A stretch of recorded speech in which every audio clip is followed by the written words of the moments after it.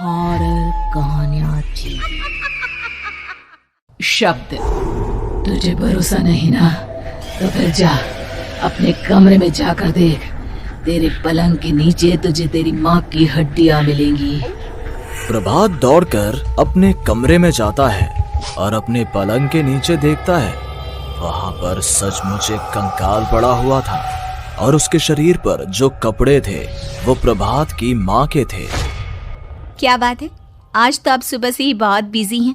ऐसा क्या लिख रहे हैं? बस एक फैमिली की कहानी लिख रहा था। जैसे हमारी फैमिली है ना, तुम, माँ और मैं, लेकिन थोड़े अलग तरीके से, क्योंकि ये कहानी हॉरर है और इसमें जो आदमी है ना, मैंने उसकी बीवी को मार दिया है। मतलब कहानी में ऐसा लिखा है। और जानती हो, उसके बाद जो बीवी है ना, वो एक बुरी आत्मा बन जाती है।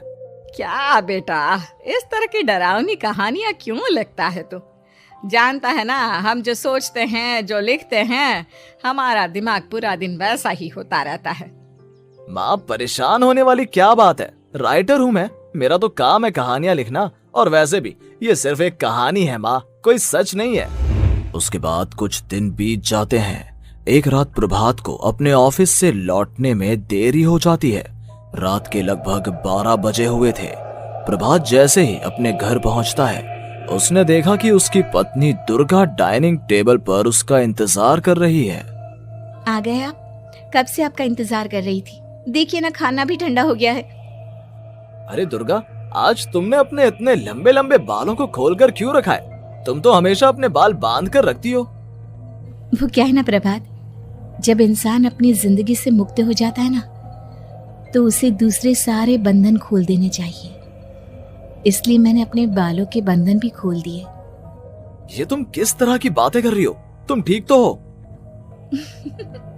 मैं बिल्कुल ठीक हूँ प्रभात। अच्छा चलो खाना खाओ। वो क्या है ना दुर्गा, मुझे भूख नहीं है।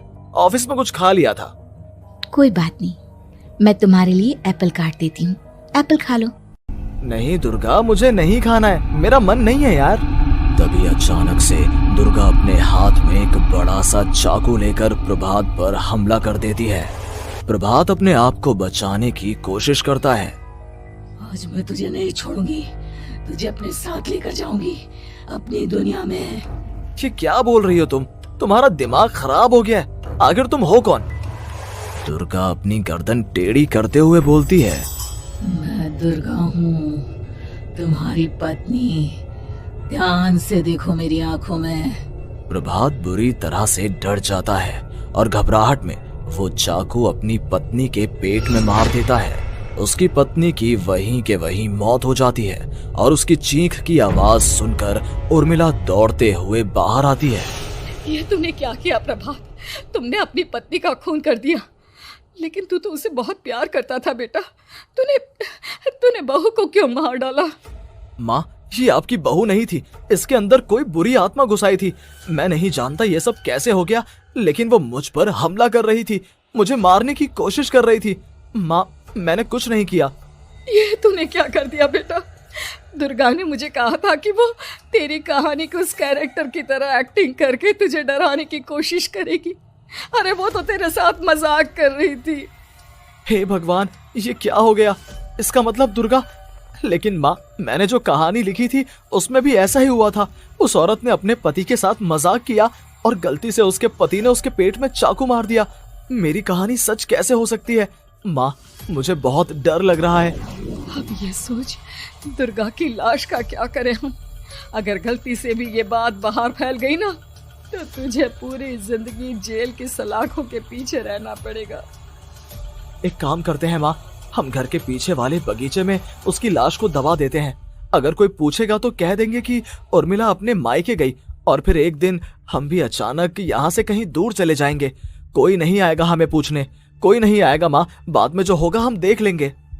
प्रभात अपनी माँ उर्मिला की मदद से दुर्गा की लाश को अपने घर के बगीचे में गाड़ देता है। कुछ दिन तो ऐसे ही बीत जाते हैं, लेकिन एक दिन अचानक रसोई से आ रही कुछ आवाजें सुनकर प्रभात की नींद खुलती है। प्रभात ने देखा कि वहां पर एक लंबे बालों वाली औरत दूसरी तरफ चेहरा करके खड़ी हुई थी। कौन है? कौन है वहां पर? अरे कौन हो तुम? मैं दुर्गा हूँ प्रभात। क्या हुआ? मुझसे इस तरह के सवाल क्यों कर रहे हो तुम? तुम दुर्गा नहीं हो सकती। दुर्गा तो प्रभात, मैं तुम्हारी पत्नी हूँ, तुम मुझे कैसे भूल सकते हो? 4 दिन के लिए मायके क्या चली गई, तुम तो मुझे भूल ही गए। अब अगली बार ना मैं कहीं नहीं जाऊंगी। पता चला तुमने तो मुझे पहचानने से ही इनकार कर दिया। नहीं, तुम दुर्गा नहीं हो सकती। तुम दुर्गा हो ही नहीं सकती। मैं जानता हूं ये सब क्या हो रहा है। मैंने अपनी कहानी में लिखा था कि उस आदमी की पत्नी की मौत के बाद एक बुरी आत्मा उसका रूप लेकर उसके घर में आ जाती है। तुम वही हो ना? और अचानक से खूबसूरत दुर्गा का चेहरा काला पड़ जाता है। उसकी आंखें लाल हो जाती हैं और पूरे शरीर पर बाल, लंबे नुकीले नाखून, उसके दोनों पैर उल्टे हो जाते हैं और बेहद डरावनी आवाज में वो चिल्लाकर कहती है, बुरी आत्मा, मेरा खून करके मुझे अपने ही घर में गाड़ कर तू मुझे बुरी आत्मा कह रहा है? मैं तुझे छोड़ूंगी नहीं। और अचानक से प्रभात के घर में बेहद डरावनी आवाजें गूंजने लगती हैं। घर में चारों तरफ बहुत सारी बुरी आत्माएं नजर आने लगती हैं। प्रभात घबरा कर अपनी माँ को आवाज देता है, माँ कहाँ है आप? जल्दी आइए माँ, देखिए ना ये सब क्या हो रहा है। प्रभात ने देखा कि अचानक से उसकी माँ कमरे से दौड़ कर आती है। क्या हुआ प्रभात? और ये लोग कौन है? इन सब की गर्दन टेढ़ी क्यों है? इनके बाल खुले हुए। प्रभात, ये सब लोग तो मुझे मरे हुए नजर आ रहे हैं। हाँ माँ, ये सब लोग मरे हुए ही हैं और ये ठीक वैसा ही हो रहा है जैसा मेरी कहानी में हुआ था। लेकिन मेरी कहानी के हिसाब से तो आप भी। अचानक से उर्मिला का रूप बदल जाता है। वो भी एक डरावने साए की तरह बन जाती है और बेहद डरावनी आवाज में चिल्ला चिल्ला कर कहती है, मर गई तेरी माँ। जानता है, कल रात जब तू सो रहा था ना, तो मैंने उसके शरीर का सारा खून पी लिया। अब बस हड्डियां बची है उसके शरीर में। नहीं, ऐसा नहीं हो सकता। ऐसा बिल्कुल नहीं हो सकता। मेरी माँ नहीं मर सकती। तुझे भरोसा नहीं ना? तो फिर जा, अपने कमरे में जाकर देख। तेरे पलंग के नीचे तुझे तेरी माँ की हड्डियां मिलेंगी।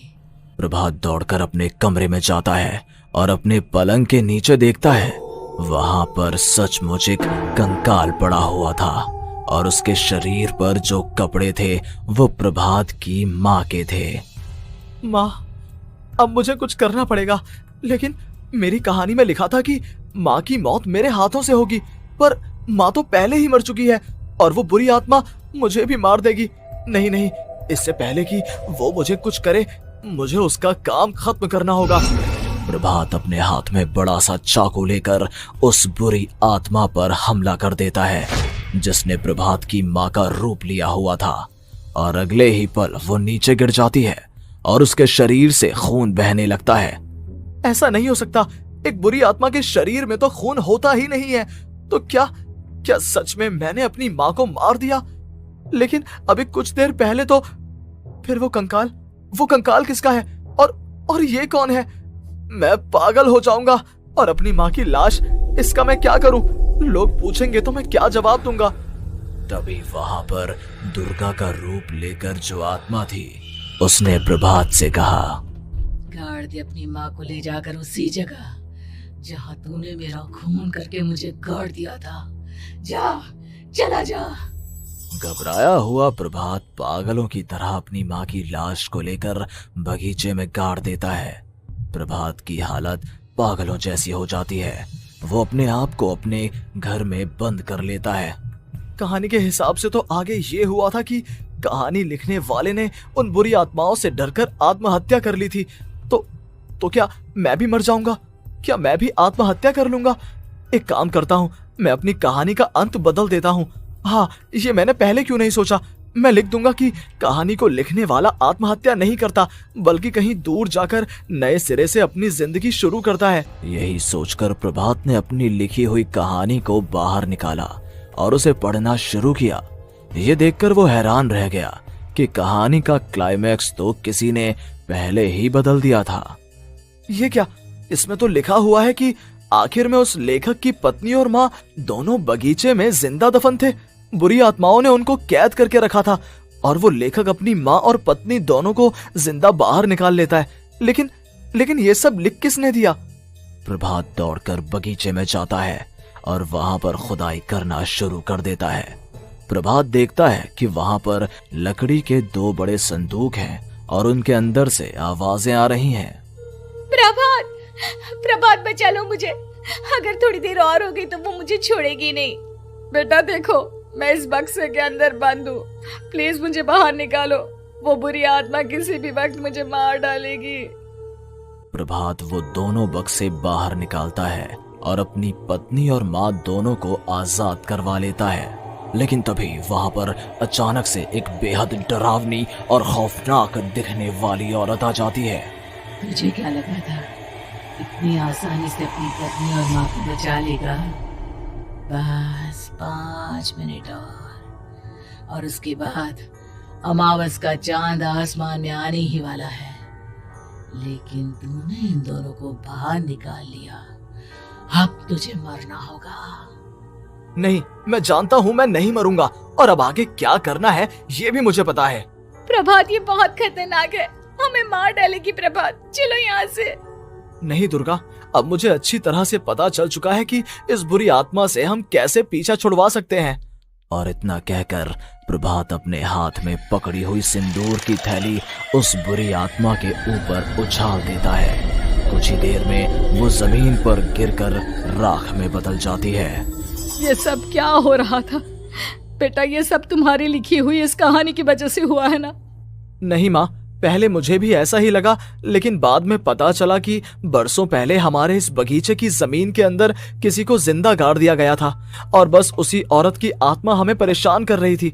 उसी ने मेरे शब्दों में जान डालकर उस कहानी को जिंदा कर दिया था।